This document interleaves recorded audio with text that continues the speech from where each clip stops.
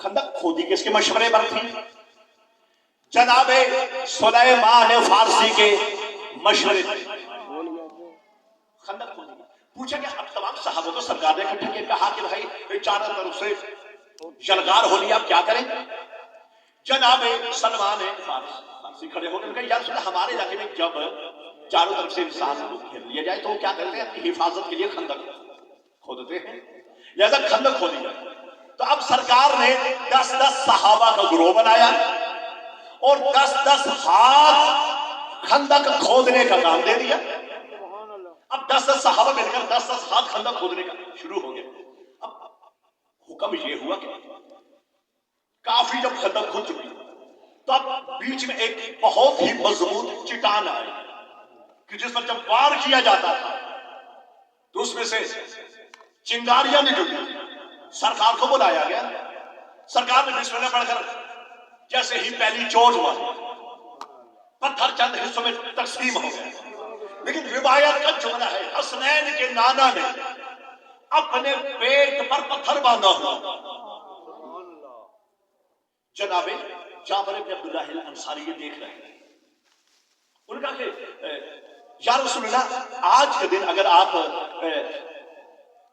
हमें ये शर्त कबूलियत बख्शे कि आज का खाना आप हमारे यहाँ से खाएं। सरकार ने फरमाया दावत तो हम ठुकरा ही नहीं सकते, और दावत होगी अगर ईमान वालों की तो हम ठुकरा नहीं सकते, लिहाजा खाने के इंतजाम किए। अब जनाब जाबिर इब्न अब्दुल्लाह अल-अंसारी जो हदीस किस्सा के रावी हैं, जो सबसे पहले कब्र हुसैन के मुजावर हैं, जनाब जाबिर इब्न अब्दुल्लाह अल-अंसारी अपने घर में आए और अपनी जोजों से कहने लगे मैंने सरकार को दावत दी और उन्होंने दावत कबूल की है, अब घर में क्या है? उसने कहा एक सा है जौ, यानी 3 किलो है जौ, और एक है बकरी का बच्चा, लिहाजा आप उसे ज़िबा करें, मैं जौ साफ करती हूँ। जितनी देर में वो ज़िबा होगा इतनी देर में जौ साफ हो गए, जितनी देर में आप गोश्त तैयार करेंगे इतनी देर में जौ पीस लूंगी, जितनी देर में आप सालन तैयार करेंगे इतनी देर में रोटी तैयार हो जाएगी। अब दोनों मियां बीवी रसूलुल्लाह के लश्कर की खिदमत में लग गए। जब खाना तैयार हो तो जनाब जाबिर इब्न अब्दुल्लाह अल-अंसारी चलते हुए रसूल अल्लाह आपके पास आए। खंदक के किनारे सरकार तो तशरीफ फरमा थे, कहा या रसूलुल्लाह खाना तैयार है। अब उनके दिल में दिमाग में यही था, जनाब जाबिर इब्न अब्दुल्लाह अल-अंसारी के दिमाग में कि रसूलुल्लाह खुद आएंगे और अली को लेकर आएंगे, ये चीदा चंद साहबों को ले आएंगे। लेकिन हसनैन के नाना ने खंदक पर चढ़कर कहा कि आज जिसे खाना खाना है वो जाबिर इब्न अब्दुल्लाह अल-अंसारी के घर में आया, जिसे खाने की एहतियाज हो। रिवायत का जुमला है, अब किताब मेरे पास मौजूद है, रिवायत का जुमला है, शेख अब्बास कुमी अलैहि की किताब है, जिल्द नंबर 1 है, सीरत मासूम में कहते हैं कि पहले 300 ग्रोह आगे बढ़े, फिर आगे बढ़े तो तादाद गिनी की तो 700, जब दरवाजे तक पहुंचे तो 1000 थे, 1000 अफराद, एक जमे गफीर का मजमा था। जनाब जाबिर तो हैरान, वो चलते हुए जैसे उन्होंने देखा कि पीछे बहुत बड़े जमे गफीर का मजमा, एक जुलूस आ रहा है, वो जल्दी से भागकर अपने दौलत कदा पर पहुंचे और जाकर अपनी दौलत कहने लगे क्या करें? कहा क्या हुआ? कहा हमने तो सरकार को दावत दी थी और हमने यही था, दिल में ख्याल यही था कि अमीरुल मोमिनीन को लाएंगे, सीधे सीधे सहाबा को लाएंगे, मगर वो तो जितने मदीना वाले हैं वो तो सबको बुला लिया गया है। तो उनकी सौजा मुस्कुरा के कहने लगे कि आपने किसको दावत दी थी? कहा कि मैंने सरकार को। कहा सरकार जाने हम जाने, मदीना जाने सरकार जाने, हमने जिनको मदऊ किया है, जिनको बुलाया है वो जाने और हम जाने। अब जिनको सरकार ने बुलाया है वो जाने और सरकार जाने। अच्छा, अब रिवायत की जुमला है, बहुत ही प्यारा जुमला। अब जैसे ही दरवाजे पर सरकार, जाबिर इब्न अब्दुल्लाह अल-अंसारी फिर बाहर निकले, कहा या रसूलल्लाह जो कुछ खाना है मैं आपके सामने पेश कर देता हूँ, खाना यही है। उसके बाद मसला ये है कि हमारे घर का सहन बहुत तंग है, छोटा सा घर है। सरकार ने फरमाया दिल छोटा नहीं होना चाहिए, दिलों के बादशाह होने चाहिए इंसान, दिल छोटा नहीं होना चाहिए। अब रिवायत का जुमला है कि एक मरतबा हसनैन के नाना ने यूं इशारा किया, दीवारें पीछे हटना शुरू हो गए। ये कौन इशारे कर रहा था? ये वही रसूल था کہ جب اس چادر میں اکیلا رسول تھا تو چادر اتنی تھی، جب اسی چادر میں سرکار حسن آئے تو چادر پھیلتی چلی گئی، جب اسی چادر میں نواب کربلا آئے تو چادر مزید پھیلتی چلی گئی، جب اسی چادر میں حیدر کرار آئے تو چادر اور پھیلتی چلی گئی، لیکن جب اسی چادر میں طیبہ طاہرہ بی بی آ گئی تو چادر اور پھیلتی گئی۔ ہمارا معاشرہ وہ ہے کہ جہاں کہا جاتا ہے چادر دیکھ کر پاؤں پھیلنے ہونے چاہیے، یہ وہ ہے کہ جتنے آ جائیں چادر پھیلتی چلی جاتی ہے۔ لیکن روایت میں جملہ ہے کہ سرکار نے دیواروں کا اشارہ کیا، دیواریں پیچھے ہٹنا شروع ہوئی، جہاں چند افراد آ سکتے تھے وہاں ہزاروں افراد آ گئے،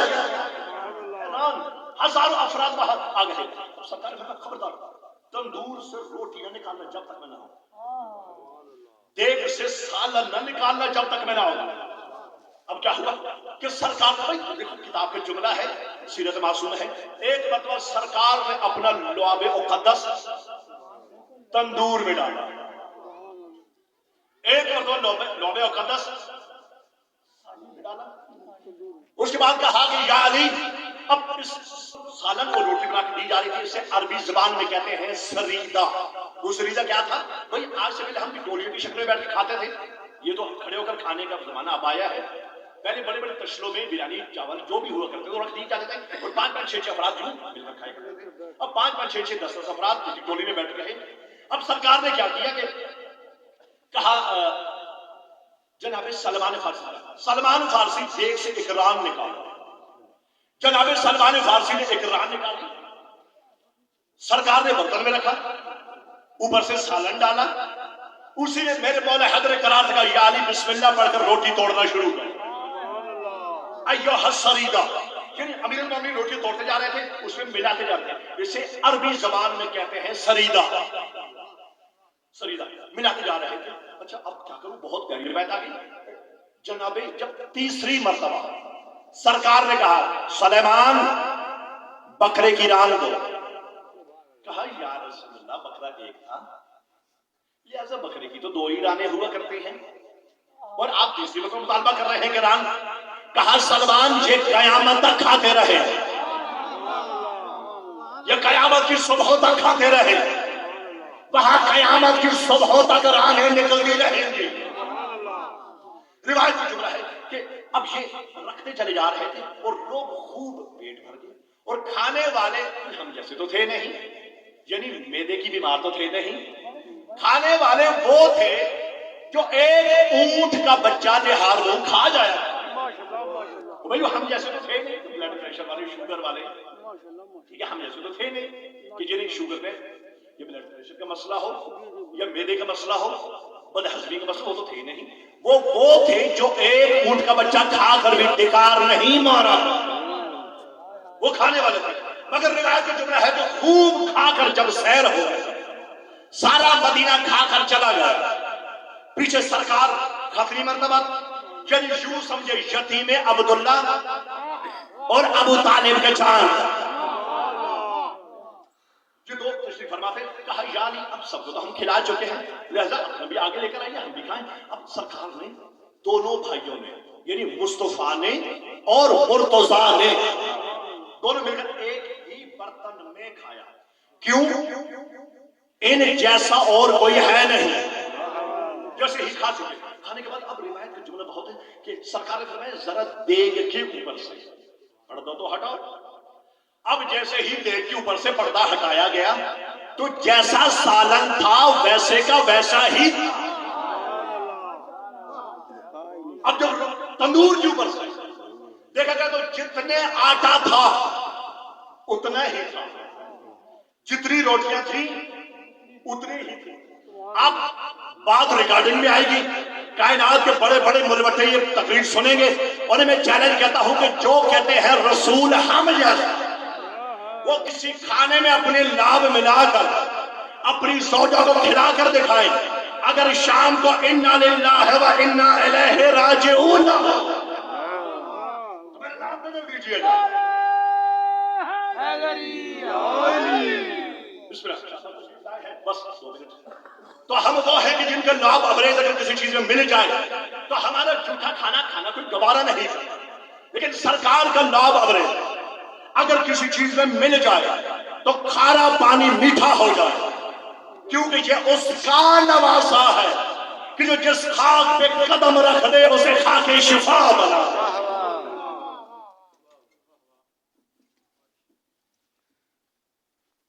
کل جہاں پر مسائب اختتام پذیر ہوا تھا، آج مسائب بھی ہم وہیں سے لیں۔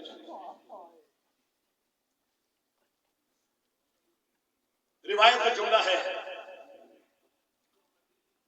کہ جب مسلمان اجر رسالت ادا کرنے آئے نا سجاد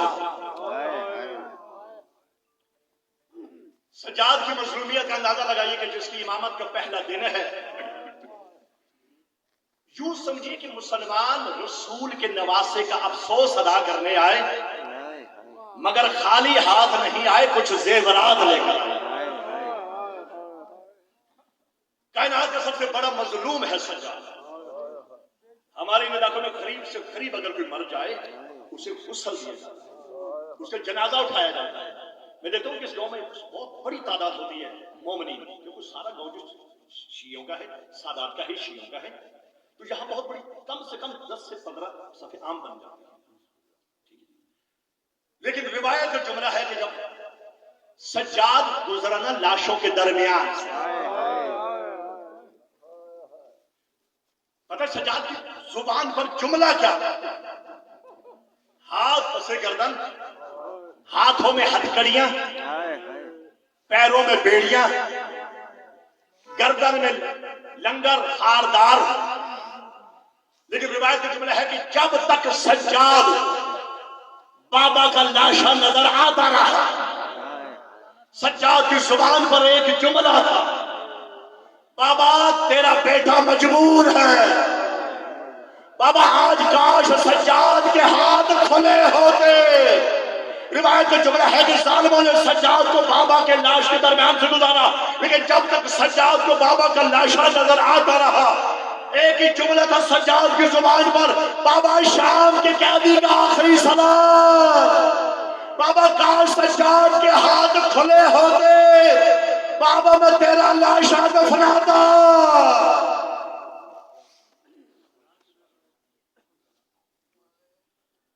اب آپ کے سامنے سید الذاکرین، شمس الذاکرین،